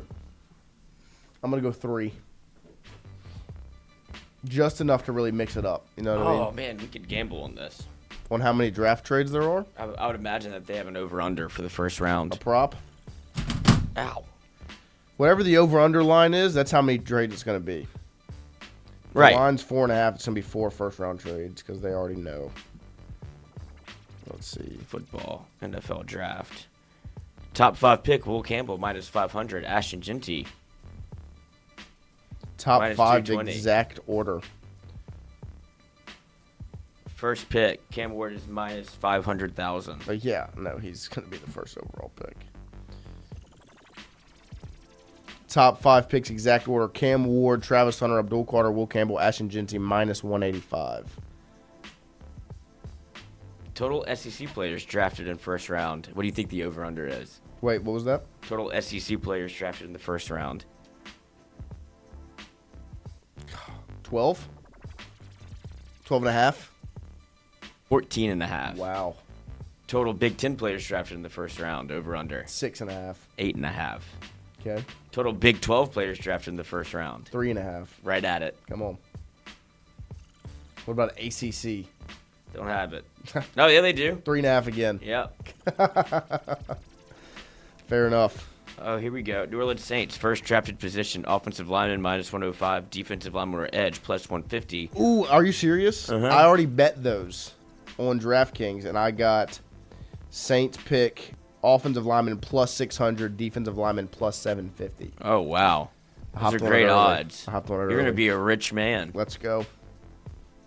Wolfgang, what's up with the suits? You guys got a venture capital pitch after this? No, it's our draft day suits. We wore our draft day best. Our Kevin Costner. We had to Prestige lock in worldwide. Come on. Mont Dog, Genty not going to New England nor the Jags. I think he goes to Las Vegas. Yeah, I do too. I think the Jags take Mason Graham at 5 or trade back. But I think they go Mason Graham at 5, and Genty ends up in Las Vegas, Nevada. So, Biggest Giants sign Russ, Jameis, and Tommy Cutlets DeVito back. That is true. They do have a lot of quarterbacks, but I think they end up cutting DeVito. Yeah, none of them are any good. I don't care how many you have. If you have 3, you have none. I think they cut DeVito and they draft the quarterback, and they'll go with Winston, and whatever quarterback they bring in. The Saints could really use a QB, wide receiver, running back, tight end, offensive line, defensive line, cornerback, linebacker, general manager, owner, more men's bathrooms, bring back the pulled pork, grilled cheese, and $2 dome dogs. The Saints could use a whole lot. Biggest. Wow, that's that for was sure. detail. You like that? Yeah. I'll have to go back and read it. You know what you need to do is you need to go on a date with your girlfriend right now while you're all dressed up. Uh-huh. Are you going to class after this? Happened. What? You going to class after this? No. No. I'm gonna Let's go say you home. can wear that to class. I'll probably either skip it or change. If we're rebuilding the Saints, I'll skip it. Oh yeah, we're gonna rebuild the Saints. So, let's do a little athletic connection while we're already in the internet in sphere. the mood, the internet sphere. Get some connections, some sporkles going. I'm so ready to get this tie off. I'm not a tie guy. My neck is a little too thick for this. I'm very comfortable. Cool. Yeah, we can tell. I made sure to wear my more comfortable dress shirt. Yeah, this is the most comfortable dress shirt I have, but it doesn't fit me quite as well used. I've got a nicer one and then a This more is- comfortable one. Yeah, this is Dad's jacket. I got my golf pants on, though. I didn't wear the fancy suit pants. Can you see the Saints drafting Tet McMillan and then at 9 and then taking Jackson Dart? I think they trade back up to get Dart.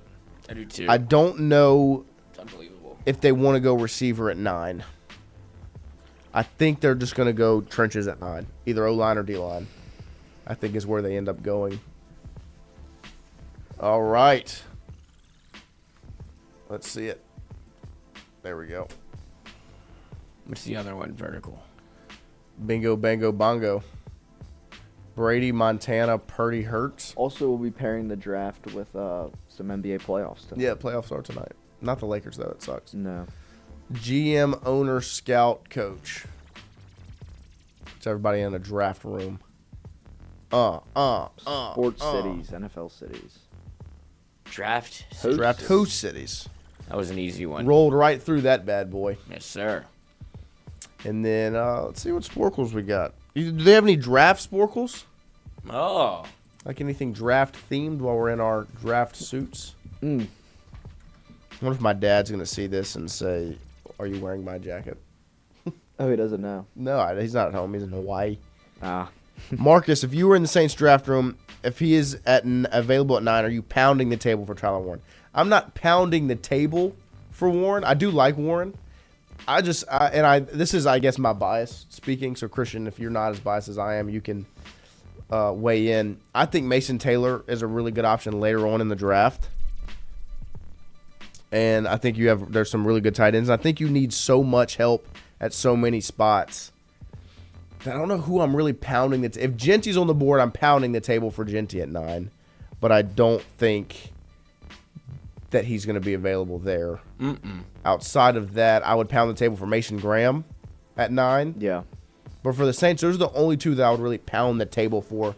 Maybe quarterback, like maybe Shador, but I don't know if I would pound the table for him. But I would love for them to take Shador at 9. Yeah, if they took Shador, although it might not be the smartest pick because you might be able to trade back or something for him, or he just might not be the best pick right now. Yeah. Shador would get me so excited. Yeah, well, that's the biggest win with drafting Shador. Like, I mean, I would buy a jersey and you're bringing excitement to your franchise that you have not had. And I feel comfortable drafting Shador because I know you have picks later in the draft that can help you. Yes. Beef up the rest of your team. Yeah, no, I mean, like if you were scarce in the draft this year, I would say try to draft other than quarterback. But yeah, I mean, if Kellen Moore likes Shador Sanders, go get him. Yeah, if Kellen Moore likes a quarterback, And I'm if it's- for finding a way to get him. And if it pisses Derek Carr off more, that's another reason. Like, that's If a he's fan already reason, out. but if you want to piss him off more, draft a quarterback. Speaking of drafting quarterbacks, what you got? Sporkle. Wow. So what is this? This is all-time quarterbacks. This is Johnny Unitas. NFL first-round quarterbacks taken, and can you name the quarterbacks taken in the first round of the NFL draft since 1983? I'm serious, Johnny Unitas. I think that was before 1983. Oh, I thought that said 63. Okay. It was a good guess. Do y'all really think Sanders is better than any QB next year? No. No, I think it's. I mean, not. He'd be the second overall quarterback next year. After who? Actually, he might be the first. Shador? Yeah. I mean, we haven't seen Arch yet. I don't think Archie's going to be in the draft next year. I don't think so either. Yeah. I would love for him to, but I don't think. But you'd put him over Nuss? Yeah, I mean, I don't know. I'd like to see another year of Shador and another year of Nuss. Because right now, Shador's over Nuss. Yes, right now. Like another year of Shador, he's probably still over Nuss. Okay. He doesn't have the weapons he would have, but probably still over Nuss. Yeah, Marcus Kamara and Genty as a running back duo would be awesome. And, I mean, you how many more years do you have? And it keeps Alvin healthy. How many more years do you have of Kamara if he's your bell cow running back? Yeah. That's the biggest thing. Hopefully, what's dude's name? Running back. Kendre Miller? Yeah, maybe if Kendre Miller figure it can out. stay healthy, take the Please. load off Alvin. Yeah, I mean, you drafted him, 2 years ago? Yeah. That's why Mark was able to stay healthy for so long. Shador had 4,100 yards, 37 touchdowns, 10 picks. Garrett had 4,000 yards, 29 touchdowns, 12 picks. Yeah. 2 different leagues, obviously. Yeah. It's Shador's second year as a Power 4 starting quarterback compared to Nuss's first. Yeah, I think Nuss has it all in front of him. Oh, yeah. And Shador had Travis Hunter. And I think Nuss would be the third quarterback off the board this year. Yeah. The third? Because he goes above Jackson Dart. Yeah, I mean, I think between Ward, Shador, Dart, two of those go before Nuss. Do you think he's the second off the board? Yeah, I would think he'd be the second off the board. Just people would talk themselves into it. Yeah. I think he talks himself in that third spot. Oh, he's certainly Definitely. 3. Yeah, I think he's a lock for 3. That's why I was so surprised that he came back. He would crush John Gruden's QB I'm surprised school. they weren't able to talk Quinn Ewers up more. I mean, you would think, right? Yeah, I would think. And we were talking before the show a little bit. I watched the Gruden QB school with Jackson Dart last night. It was excellent, as per usual, and I thought Dart impressed and did some really good things. And I liked Dart after watching. Like, I think my opinion for Dart wasn't the most positive. Obviously, he was an Ole Miss guy. Watching him in that kind of changed a little bit. I liked him a little bit more watching that once I got out of the LSU Ole Miss lens. But then I went and watched Quinn Ewers, and I just watched his field portion on Gruden's QB camp, and man, can he flick the football. Like, you forget that Ewers was the number 1 quarterback coming out of high school, getting this fat NIL deal to go to Ohio State, reclassify, go to Ohio State, go back to Texas, the whole deal. All the talent in the world. And I watched him flick that football, and it just throws it so easy. So I'm surprised Ewers hasn't talked his way up a little bit. But somebody's going to take a shot on him. Somebody's going to pick him a little bit higher than he's maybe slotted. Ewers is an average QB and a grinder, but hurt a lot. His injuries definitely play a factor. Definitely play a factor. 3,400 yards, 31 touchdowns, 12 interceptions. But the Ewers? injuries are a concern. Yeah. Yes. I think the injuries are the biggest thing. Yeah. And his mobility. What? What? ESPN's Matt Miller. Uh-huh. Round 2, 40th overall pick. Quinn Ewers? the New Orleans Saints. Wow. I wouldn't be mad at that. I wouldn't be mad at it. I mean, it is very similar to Rattler. Yeah, that's I would be. It is similar to Rattler. Just the I feel whole like you're just storyline and drafting everything. Rattler. But I don't know. I don't know how the Saints are going to handle I mean, it. it'd be great for agenda pushing, but It would be. I mean, in the grand scheme of things, like It would be.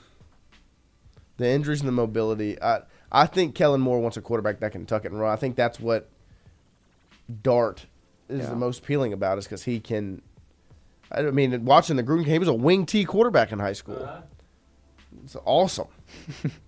I mean, you say he reminds you of Spencer Rattler. Spencer Rattler threw for 3,100 yards, 19 touchdowns, 8 interceptions. Like, that's not good. Yeah, it's not good at all.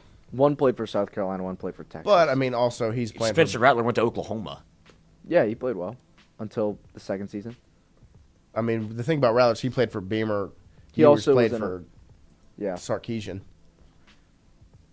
But, Yeah, His second year at Oklahoma in the COVID year, 28 touchdowns, 7 interceptions. Yeah. And then he threw 11 touchdowns, 5 interceptions. He got supplanted by Caleb Williams, who's the number 1 pick last year. A lot of pressure brewing. Let's see what we can do with this Sporkle. It's kind of daunting, but it reminds me. I figured we could work backwards. Yeah, I definitely think we can move in reverse with it.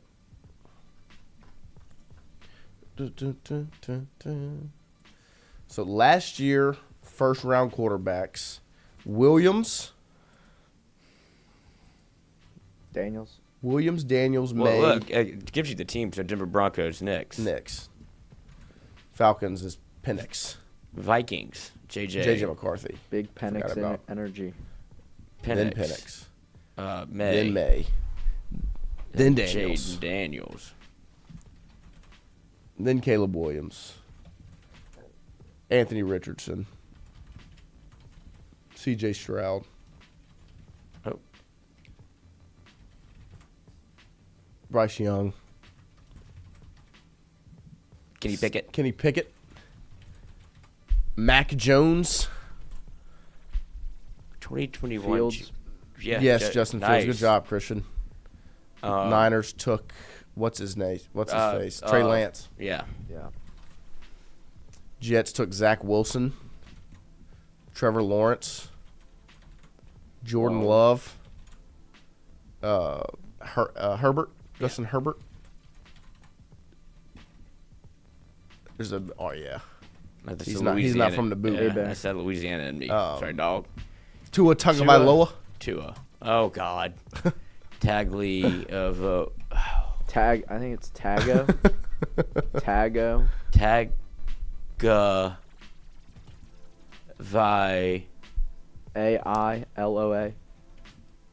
Try O in between the G I'm just and gonna the V. Google it. I got it. Try it. TAGOVAILOA. Well, hold on. That's what I said. Oh Yeah, my just God. no. There's no A. It's an O before the V. OVAILOA. Begus is going off in the chat. And then Joe Burrow. He's naming it with us. 2019. Haskins. Yeah. Thank you, Yes. Rest in peace. Shout out Begus. Shout out. Then this would be Danny Dimes. Yep. What's his name? Daniel Jones. Kyler Murray. Lamar Jackson. Lamar. Josh Rosen. Rosen. Yeah, Rosen. Allen. Who did the Jets take in that draft? What year is Sam this? Darnold? Yeah. There you go. Mayfield. Yeah. And then it's Mayfield. That was controversial. Deshaun Watson. That turned out to be controversial. Yeah, Patrick Turned out not Mahomes. mattering. Patrick Mahomes. Mitch Trubisky. Yep. Trubisky. How do you spell it? TRU. Bisky. Broncos took. The fucking tall guy. Yeah, Seaman. No. Simeon. Trevor Simeon. No. Paxton Lynch. Yeah. Oh. And the Eagles had in 2016 Carson Wentz. Wentz was the second pick. First pick was Jared Goff to the Rams. Forgot about that. 2015, the Titans took. They took Marcus Mariota. Oh, Jake Locker. Whoops. No, that was 2011. It was this. Yeah. This is Mariota Winston. Yeah. 2014 Vikings. Keenum. Maybe. I don't know. No, Case Keenum didn't go that early. Teddy Bridgewater. Yeah. Nice. Teddy cool. 2 gloves. 2014 I Browns. am getting to the end of my Manziel. my memory. Bortles. There we go. Yeah, Bills took in 2013 EJ Manuel. Nice. I was gonna say Nathan Peterman. Cleveland Browns in 2012. Not Kaiser. Is it Kaiser? No, Kaiser wasn't a first round pick, and he was later on. Who did the Cleveland Browns take in the first round in 2012? Holy shit, I don't know. Let's just do Luck and RG3. Andrew Luck, RG3 are 2012, the first 2 quarterbacks taken. And then the Dolphins and the Browns took a quarterback. I don't know at all on the Browns.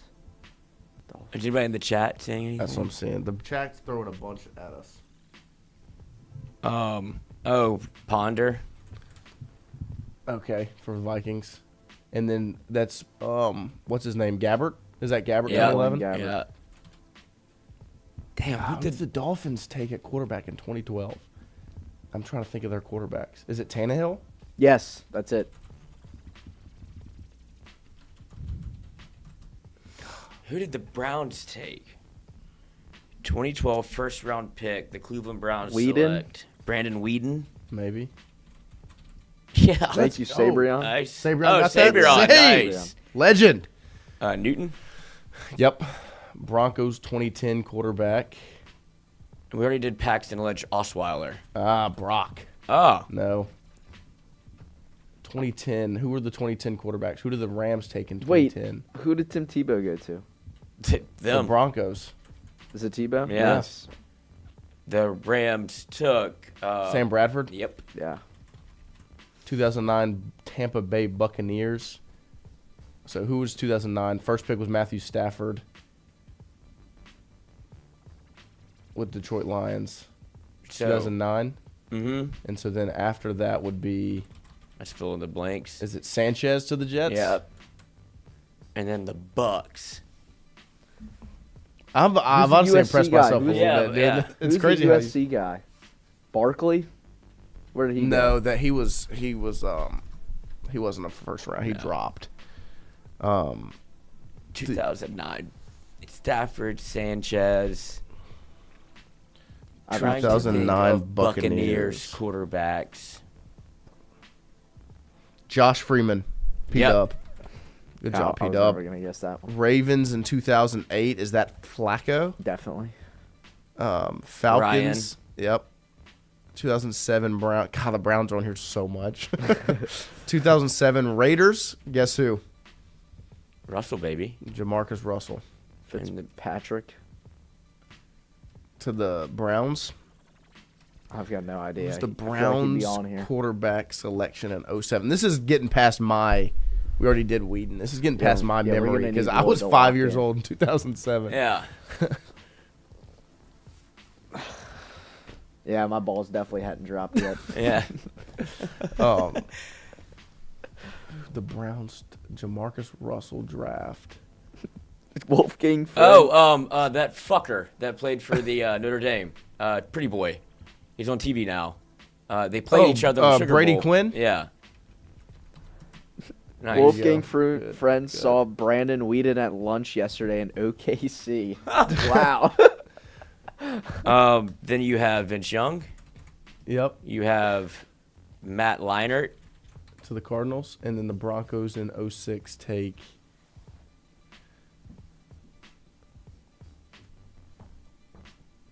Oh, we're out of time. But fuck, I should.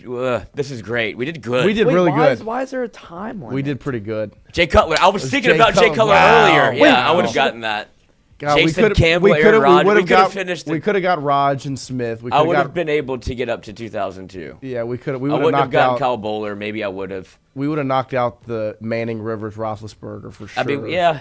I mean, and we wasted time by not doing this. We had like a full minute. We didn't play it. Yeah, that's all right. We still did pretty That good. was fun. That was good stuff. That from was us. like, yeah. Is there another one? That was. I mean, it would be the same thing. We would have gotten more. with, No, like, is there another naming draft random type? players. Do what? We would have gotten more if we just like started naming random players. Oh yeah. Yeah. If we weren't trying to go in order.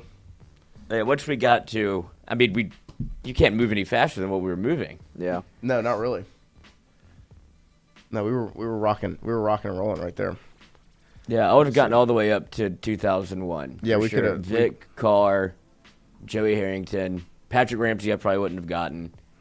Carson Palmer, I would have gotten. Yep. Brian Leftwich, I would have gotten. Kyle Bowler, I may have gotten, just because I remember it was such a big deal. Manning, Rivers, Roethlisberger, we would have knocked out. Grossman, I would have gotten. Manning, River, yeah, we would have. J.P. Lossman, I would have gotten because he went to Tulane. Yeah, we would have gotten all of these. We'd have gotten 2 full lists for sure. That's so we still rocked out on that one. That was good stuff. I would have gotten McNabb, Manning, probably. Chet did help us along with. Well, Chet did help us away. Sabrion had a real clutch. We probably could have gotten all the way up to 98. Yeah. Which is good for us. See, I'm trying to see what else they have for the draft. Word ladder? What is a word ladder? All NFL first-round picks. Oh, first-round NFL wide receivers, 2000s to 2010s. Let's do it.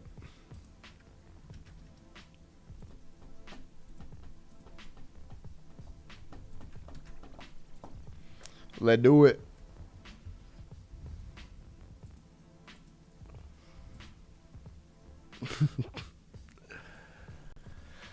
All right.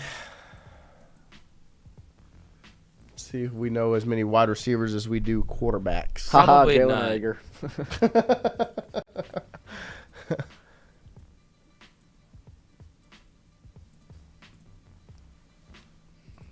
2019 Oklahoma CeeDee Lamb? Ravens. Or is that Hollywood? No. 2019 to the Ravens. Hollywood Brown? No, he got drafted by, was it? Yeah. Marquise Brown, Hollywood Brown.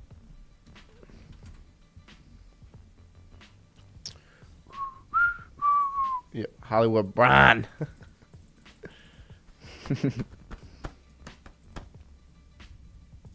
Where'd you see that?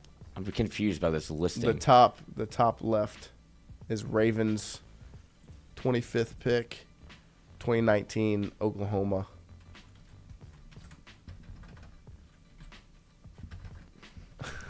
There.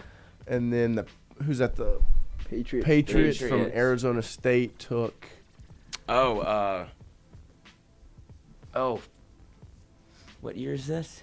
2019. This was the year before Burrow. He wasn't good. No, he was a bust. The Falcons was Calvin Ridley, 2018. The Panthers, 2018 from Maryland. DJ Moore. Who did they take in 2019? I know it too. Yeah. Fuck, that's gonna bother me. N'Keal Harry. Yeah, that's who it is. Shout out to B gets at it first, I believe. Titans, Western Michigan. Is that Corey Davis? Yeah. Chargers from Clemson is Mike Williams. Yeah. Bengals from Washington, John Ross. Fastest man in the draft. Ever. 2016 from Notre Dame was the big guy Will Fuller, deep threat. This is Madden locking in right now. Yeah. TCU Redskins. 2016 TCU wide receiver. I don't know. Vikings, Ole Miss. They took Laquan Treadwell. Go. Stud. McLaurin's Baylor, younger, they huh? took old buddy. that's later, yeah. That smokes Josh, who smokes weed. Josh Gordon. Mm-hmm. Oh no. No, that's way earlier. Oh, they took the same thing as like Corey Davis, like same type of player at Baylor. All he did was straight line speed. He was in the offense with Art Briles. Caught a ton of touchdowns. I think.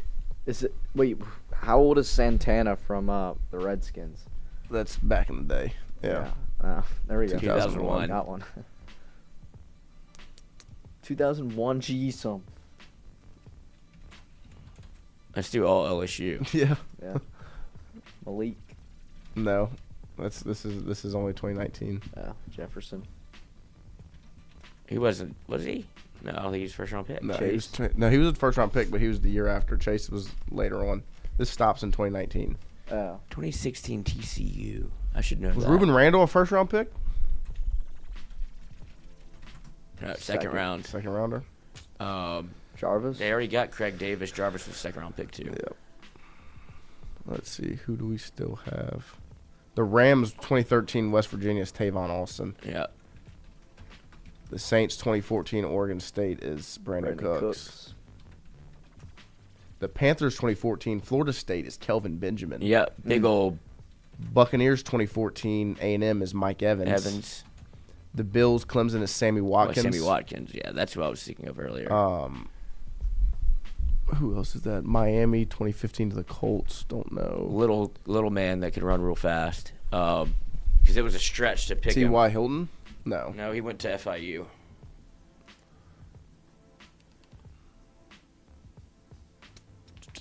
He was a kick returner too, but he was a bust, I guess you could say. UCF, that's old buddy that was also could fly.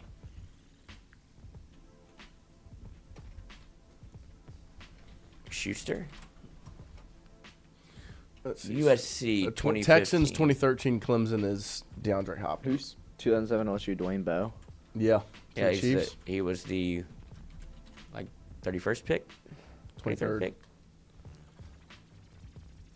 Scroll down below DeAndre. Is that Robert Meacham? Yeah. Just Look catch. at you, dude.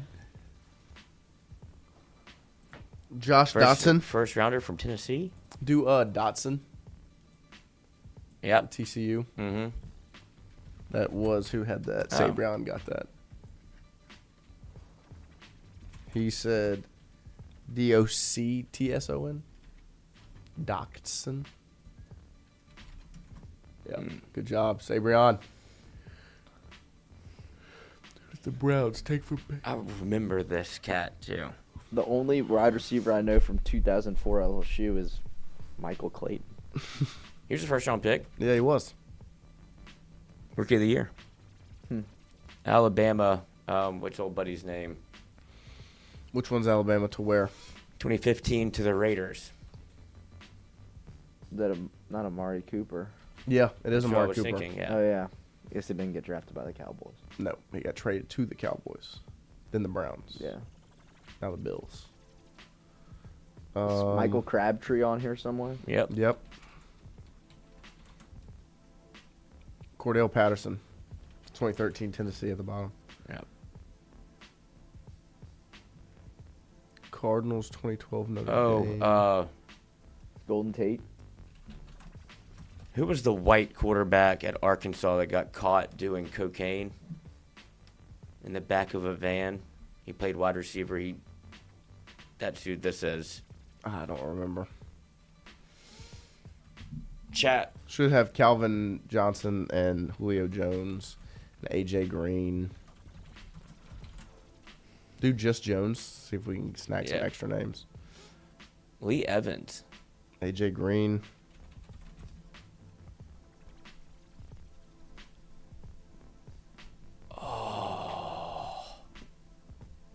This guy played with Percy Harvin, yeah. Vikings 4-09.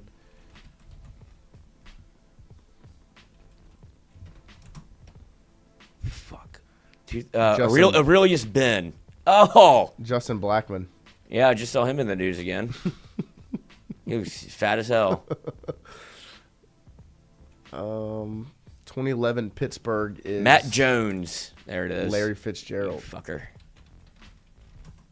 Or no, that's Pittsburgh 2004. Why it's not 2011. Desmond Howard. I don't know if it goes back that far. No. No. Mike Williams. 2001 Michigan. Reggie Williams. Roy Williams. That's Lima Swede. Not our first round pick. 2004 Ohio State. Oh, Kevin White is the Ginn? Bears. Ted Kevin Ginn. White is the Bears. I remember. Oh, yeah. White. Never quit yeah. Kevin White. Louisville wide receiver to the Dolphins.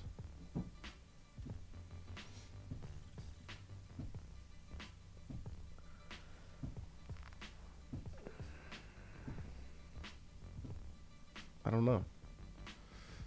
We have a minute 45 left. Rutgers, I should know. Fuck. What about... Where's Ted Ginn? There, thank you. There he is. What about 2007 Ohio, 2006 Ohio State, 2005 Michigan? The third overall pick from Michigan, wide receiver to the Browns. Oh, I remember this. Oh,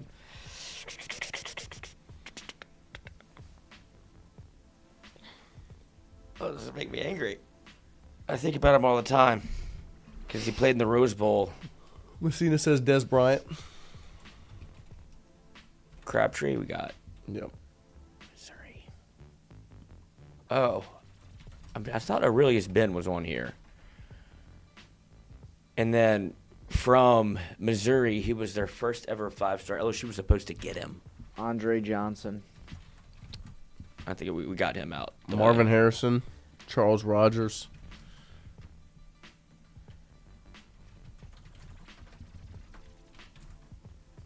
There we go.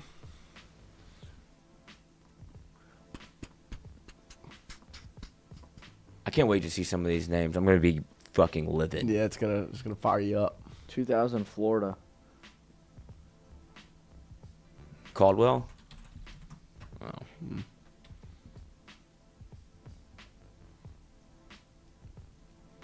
Oh, this is getting past Santana Moss, Andre Johnson. I can't wait to see this. Devontae Parker. Yeah, Nice. That's who was the Dolphins. Good Oh. job. Sabrion's in his bag. All Anthony right. Corey Coleman. Gonzalez, Santonio Holmes, Corey Coleman's the Baylor one. Yeah. Kenny you knew Britt that. from Rutgers. I knew Nelson Aguilar.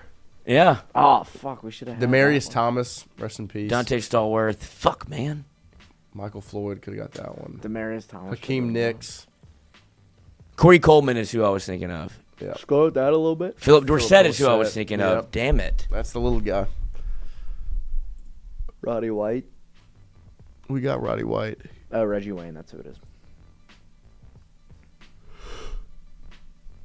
We didn't do half bad, though. No.